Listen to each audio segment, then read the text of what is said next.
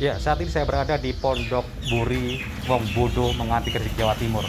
Di mana di pondok ini terdapat 100 lebih pasien rehabilitasi narkoba.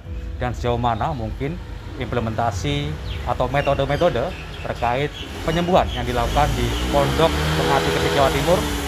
Ikuti perjalanan saya. Assalamualaikum. Senyum ramah Sukoiri tak lepas dari bibir saat saya bertemu di kediamannya. Sapaan hangat menemani ketika saya menginjakan kaki. Papan bergantung bertuliskan Pondok Wongbodo di atas pintu terbuka menjadi pertanda. Sekilas biasa, namun siapa sangka pondok ini merupakan rumah bagi mereka yang bermasalah dengan kesehatan mentalnya. Di atas itu ada ruang tahanannya. Oh, ini Jadi untuk ya, kadang yang pemakaian berat itu cenderung ingin melarikan diri. Oh. Nah, kita tahan di dalam kurungan ada. Disinilah Gus Koiri sapaannya memberikan terapi bagi pasien penyalahgunaan narkoba. Gus Koiri lantas mengajak kami ke belakang pondok. Ada ruangan cukup luas dengan berbagai ornamen. Terlihat sekitar 10 orang duduk melingkar saling berjauhan. Nampak raut wajah cerah sembari senda gurau di tengah obrolan mereka.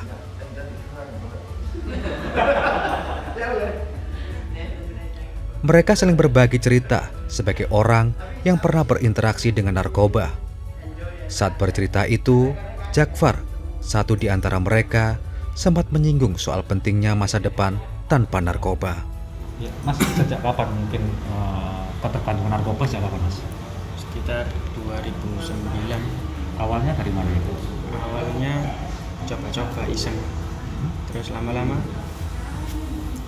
pagi Tapi metodenya apa? Ngaji. ngaji agama, terutama agama.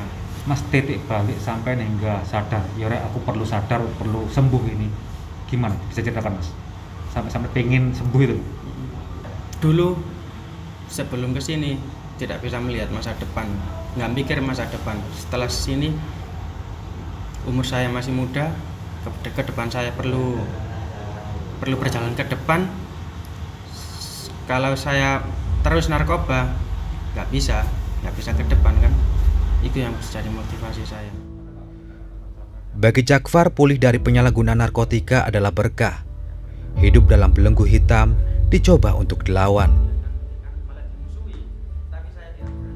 Hal serupa juga disampaikan Roy. Menjadi pecandu narkoba, kenyataan pahit.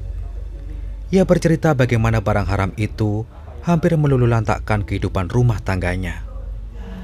Mas, titik balik sampai hingga bisa sadar saya perlu sembuh ini apa, Mas, titik baliknya, Mas? Sebenarnya sih dari hatinya sendiri, tapi ya di sini tuh tertekan seperti yang Mas tadi bicarakan. Lama-lama juga sadar sendiri, terus dibikin minta doa sama Allah supaya agar tidak bisa kembali lagi. Dibutuhkan waktu berapa bulan, Mas? Dibutuhkan itu kemarin butuh waktu 1 bulan sudah hampir sembuh, Mas.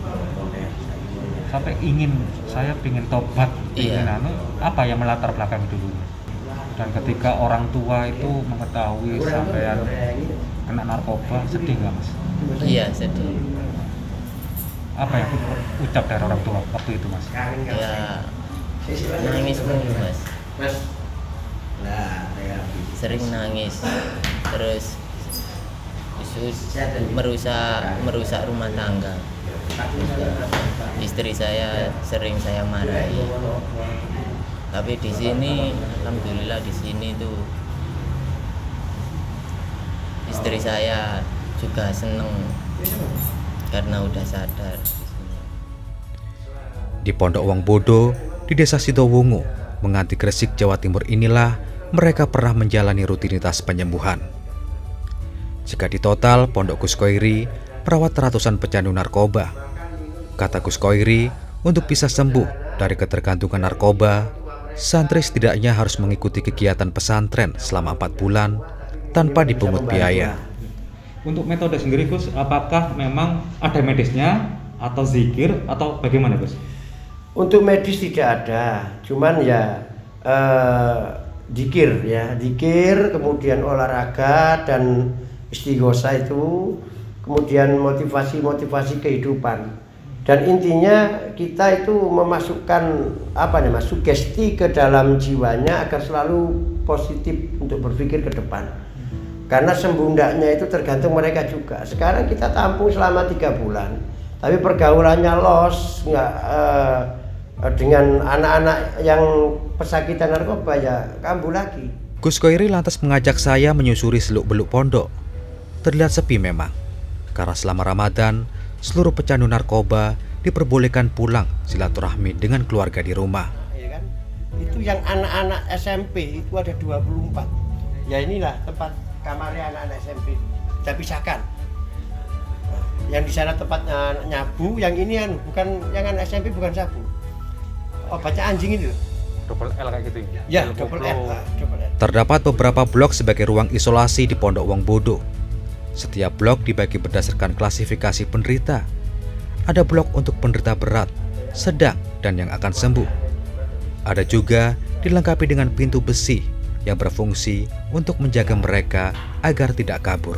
Ya, di tempat ini ada tempat khusus begitu bagi pasien yang dapat dikatakan kategori berat, dan mereka terpaksa diaksikan. Namun demikian tidak berarti mereka mendapatkan perlakuan buruk, namun merupakan metode yang dilakukan oleh pondok ini.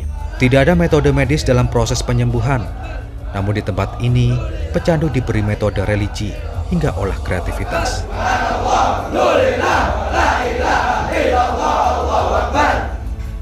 Tidak hanya berzikir, para pecandu narkoba ini juga mendapat siraman kolbu menyentuh hati dan terapi merendam air guna mengembalikan saraf.